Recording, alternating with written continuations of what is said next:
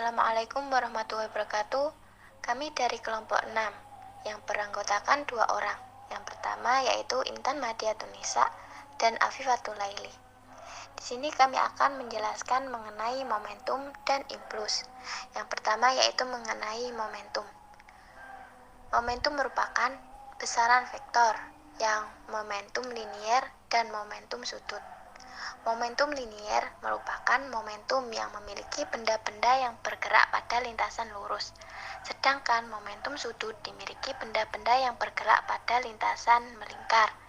Momentum dirumuskan sebagai perkalian massa dan kecepatan secara matematis, yaitu P kecil sama dengan M kecil kali V kecil, dengan keterangan P momentum satuannya kilogram meter per sekon, M sama dengan massa satuannya kilogram, V-nya kecepatan meter per sekon. Satuan ini sudah dalam bentuk SI. Semakin besar massa suatu benda, maka semakin besar momentumnya, dan juga semakin cepat gerak suatu benda, maka akan semakin besar pula momentumnya.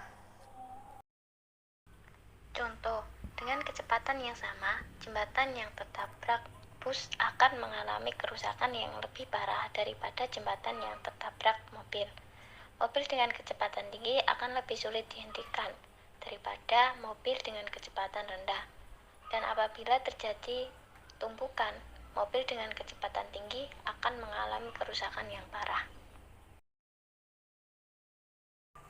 Jika bola yang sedang meluncur ditendang, maka arah gerak dan kecepatannya akan berubah. Kejadian ini dikaitkan dengan impul dan perubahan momentum. Impul adalah gaya yang bekerja pada benda dalam waktu yang singkat. Impul dinyatakan sebagai hasil gaya F dan selang waktu. Secara sistematis bisa ditulis sebagai berikut. I sama dengan F dikalikan delta T, dengan keterangan I sama dengan impuls, F sama dengan gaya dikalikan delta T waktu. Gaya yang bekerja pada benda menyebabkan perubahan arah gerak atau kecepatan, sedangkan impul menyebabkan perubahan momentum. Jadi, impul dapat dituliskan sebagai perubahan momentum, atau dengan kata lain momentum akhir dikurangi momentum awal. Kemudian hubungan impul dengan momentum. Penyebab suatu benda diam menjadi bergerak yaitu gaya. Bola yang diam bergerak ketika gaya tendangan bekerja pada bola. Gaya tendangan pada bola termasuk gaya kontak yang bekerja dalam waktu yang singkat. Gaya tersebut disebut gaya impulsif. Jadi, gaya impulsif mengawali suatu kecepatan dan menyebabkan bola bergerak cepat dan semakin cepat.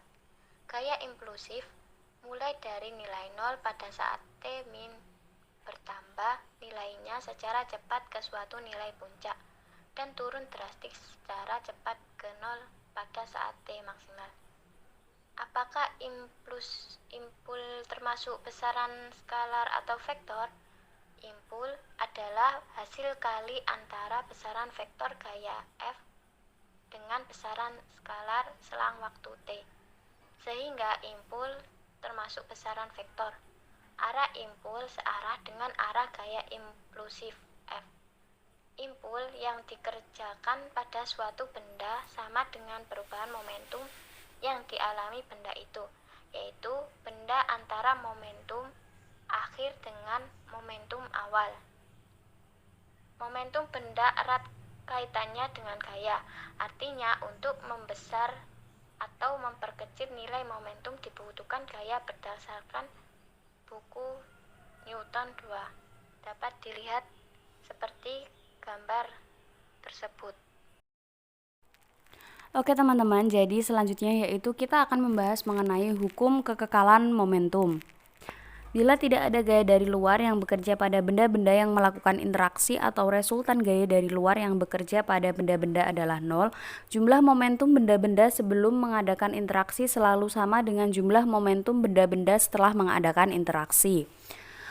Hukum kekekalan momentum sangat penting untuk menganalisis benda-benda yang berinteraksi. Hukum kekekalan momentum diterapkan pada proses tumbukan semua jenis di mana prinsip impuls mendasari proses tumbukan dua buah benda I1 sama dengan I2. Nah, bisa dilihat gambar yang sudah ada. Nah, jika dua buah benda A dan benda B dengan massa M1 dan M2 serta kecepatannya masing-masing V1 dan V2 saling bertumbukan, bunyi hukum kekekalan momentum adalah sebagai berikut.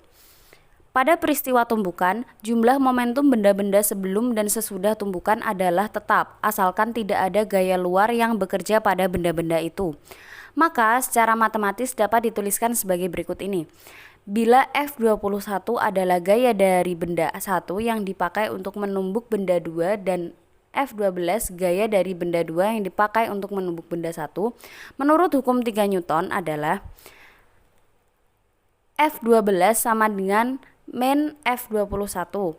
F12 delta T sama dengan min F21 delta T. I1 sama dengan min I2.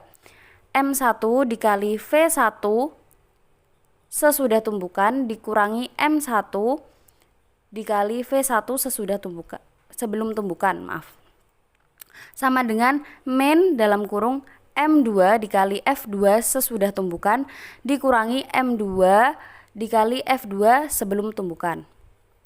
Kemudian M1 dikali V1 sebelum tumbukan ditambah M2 dikali F2 sebelum tumbukan sama dengan M1 dikali F1 sesudah tumbukan ditambah M2 dikali V2 sesudah tumbukan. Keterangannya yaitu M1 dan M2 sama dengan massa benda 1 dan 2 yang memiliki satuan kilogram.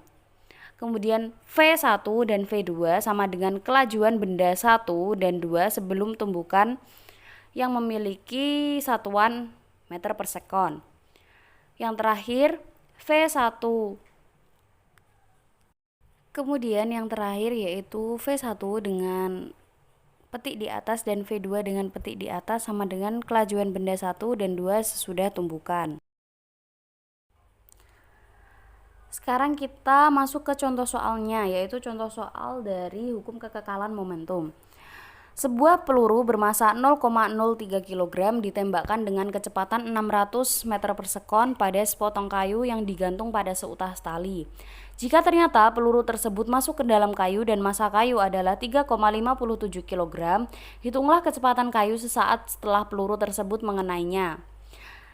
Nah, sekarang kita harus mengetahui dulu apa-apa saja yang sudah diketahui pada pernyataan soal di atas. Nah, yang sudah diketahui yaitu massa peluru atau MP sama dengan 0,03 kg, kecepatan peluru atau VP sama dengan 600 meter per sekon, massa kayu atau MK sama dengan 3,57 kg, dan yang terakhir kecepatan kayu awal atau VK sama dengan 0 meter per sekon. Permasalahan yang ingin dipecahkan yaitu menentukan kecepatan kayu setelah peluru mengenai.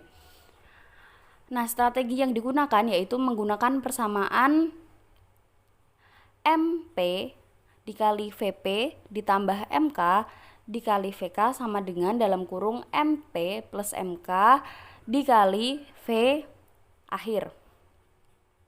Nah, penerapannya yaitu kita masukkan dulu apa-apa saja yang sudah diketahui nilai-nilainya pada rumusnya. Kemudian akan diperoleh persamaan 18 sama dengan 3,6 dikali V akhir. Jadi hasilnya V akhir sama dengan 5 meter per sekon. Jadi kecepatan kayu sesaat setelah peluru tersebut mengenainya adalah 5 meter per sekon. Nah, itu tadi materi mengenai hukum kekekalan momentum. Selanjutnya yaitu mengenai materi tentang tumbukan. Nah, tumbukan ini terjadi bila dua buah benda saling mendekati dan berinteraksi dengan kuat kemudian saling menjauh.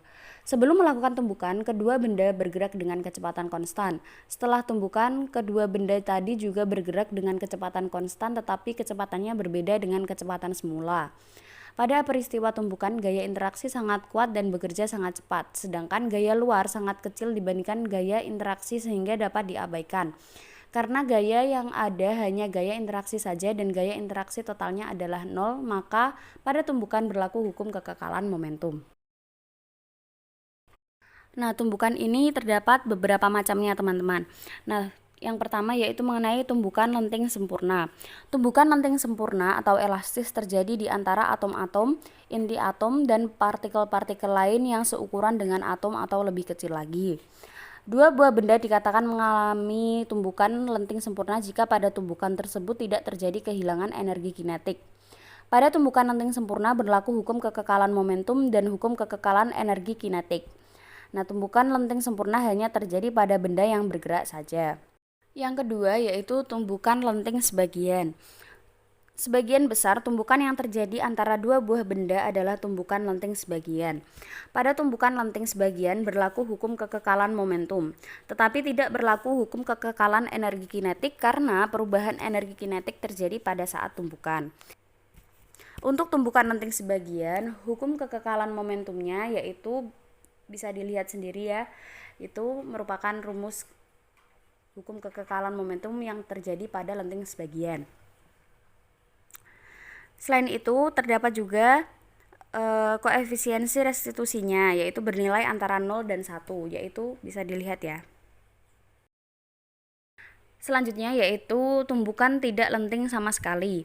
Pada tumbukan tidak lenting sama sekali terjadi kehilangan energi kinetik sehingga hukum kekekalan energi mekanik tidak berlaku. Pada tumbukan jenis ini, kecepatan benda-benda sesudah tumbukan sama besar atau benda yang bertumbukan saling melekat. Sebagai contoh, tumbukan antara peluru dan sebuah target di mana setelah tumbukan peluru mengeram dalam target. Nah, hukum kekekalan momentumnya dapat dilihat itu poin A. Kemudian terdapat juga koefisiensi restitusinya juga bisa dilihat, itu poin B. Kemudian yang terakhir yaitu tumbukan bola dengan lantai. Sebuah bola yang dijatuhkan dari atas lantai apabila terjadi tumbukan lenting sempurna, bola akan terpantul kembali pada ketinggian semula.